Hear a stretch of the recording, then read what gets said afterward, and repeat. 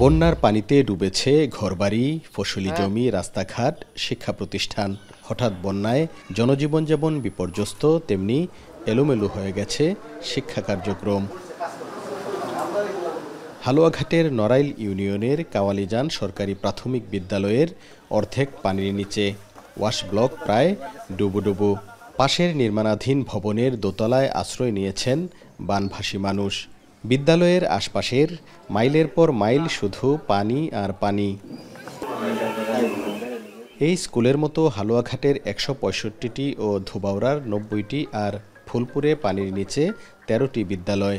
এর মধ্যে ৮০টি বিদ্যালয়ে খোলা হয়েছে আশ্রয়কেন্দ্র। ২ উপজেলায় মাধ্যমিকের স্কুল বন্ধ হয়েছে ৫৭টি। অবকাঠামোগত ক্ষয়ক্ষতি হয়েছে অনেক শিক্ষা প্রতিষ্ঠানের। স্কুল বন্ধের কারণে পড়াশোনায় ক্ষতি হচ্ছে শিক্ষার্থীদের। সামনেই বার্ষিক পরীক্ষা, এ নিয়ে দুশ্চিন্তার শেষ নেই শিক্ষার্থী ও অভিভাবকদের। আগেও ১ মাস বন্ধ ছিল, এখানে বন্যার কারণে বাড়ি ঘরে পানি উঠছে, এখনো স্কুল বন্ধ, স্কুলেও পানির লেগে পড়ালেখা করবার পাই না, বাড়ি ঘরে পানি উঠছে, স্কুলেও যাইবার পাই না। এদিকে বারবার স্কুল বন্ধের কারণে শিক্ষার্থীদের পড়াশোনার ধারাবাহিকতা নষ্ট হচ্ছে বলে মত শিক্ষকদের।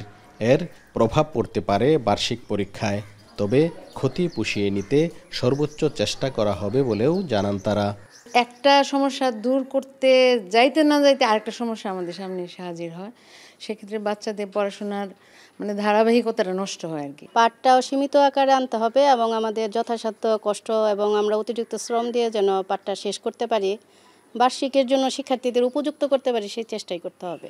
এছাড়া আকস্মিক বন্যায় ডুবে যায় শেরপুরের ঝিনাইগাতি, নালিতাবাড়ী ও নকলা উপজেলার অধিকাংশ শিক্ষা প্রতিষ্ঠান।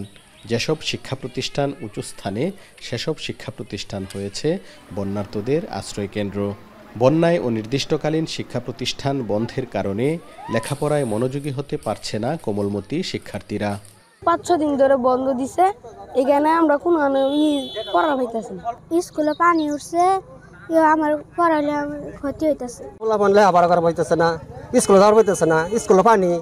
এদিকে নেত্রকোনায় বানের পানিতে ডুবেছে ২০০-র বেশি শিক্ষা প্রতিষ্ঠান। গেল ৩ দিনের বন্যায় জেলায় প্রায় ১৮৬টি সরকারি প্রাথমিক বিদ্যালয় বন্ধ ঘোষণা করেছে প্রশাসন। বন্যার পানিতে নষ্ট হয়েছে বইসহ শিক্ষা সামগ্রী। সামনে আমাদের ২০ তারিখ পরীক্ষা, এখন আমরা পরীক্ষা কিভাবে দিব? বাচ্চারা অনেক পিছিয়ে পড়তেছে, তারা তো পড়ালে মুডে ঠিক মতন হইতেছে না। স্কুল যাইতেছে গা বাইসে হানিয়ে অনেক স্কুলের মধ্যে হুলাহুরি কিবা যাইব, কিবা করাইম, আমরা লেখাপড়া করাইম।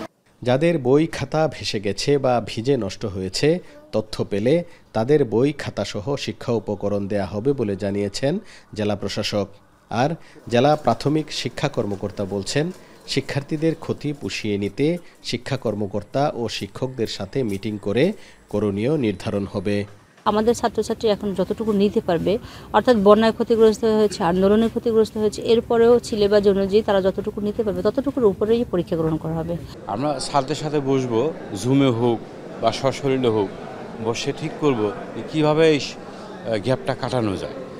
আর এই গ্যাপটা কাটানোর ব্যবস্থা করতে হবে।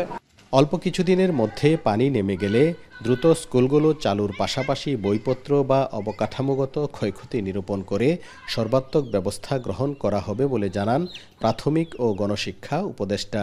শিক্ষার্থীদের বইপত্রের ক্ষতি হয়ে থাকে, আমাদের কিছু রিজার্ভ থাকে বই, সেগুলো আমরা দেব, শিক্ষা উপকরণগুলো দেব। আর অবকাঠামোর জন্য আমাদের কিন্তু এলজিইডির সঙ্গে সম্পর্ক আছে, এলজিইডি আমাদের কাজগুলো করেন, ফলে আমরা তাদের নির্দেশ দেব, ফলে এটা খুব সমস্যা কিছু হবে না আমাদের জন্য। এদিকে দুদিন ধরে বৃষ্টি না হওয়ায় দ্রুত পানি কমছে বন্যা কবলিত এলাকার। এখনও ৩ থেকে ৪ ফুট পানির নিচে তলিয়ে আছে হালুয়াঘাটের এই রঘুনাথপুর সরকারি প্রাথমিক বিদ্যালয়ের খেলার মাঠ।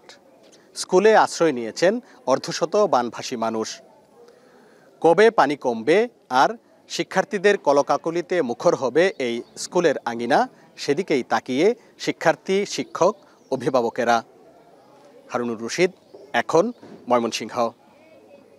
মাঠের অলরাউন্ডার আমি, আর ঘরের অলরাউন্ডার টাইলক্স।